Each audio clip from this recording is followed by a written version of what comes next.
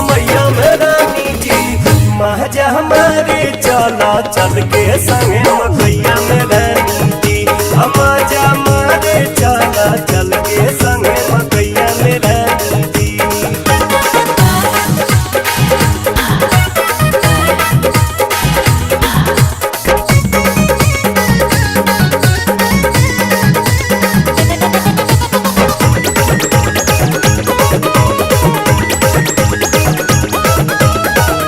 प्यार करे के डर बहकाने बात के मिलल बा मौका मकैया में चला लूटल हर मुलाकात के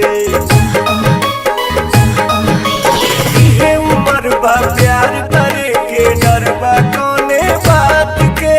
मिलल बा मौका मकैया में चला लूटल हर मुलाकात के।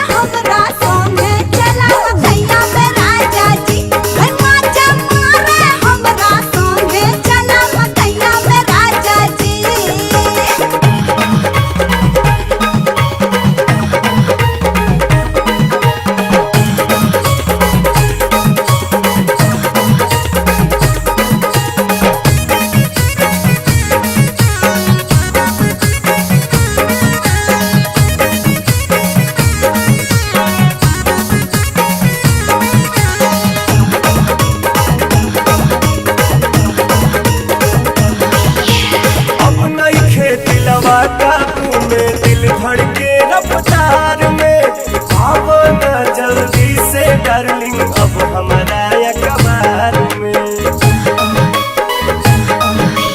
अब नहीं खेती लवा काबू में दिल धड़के रफ्तार में अब न जल्दी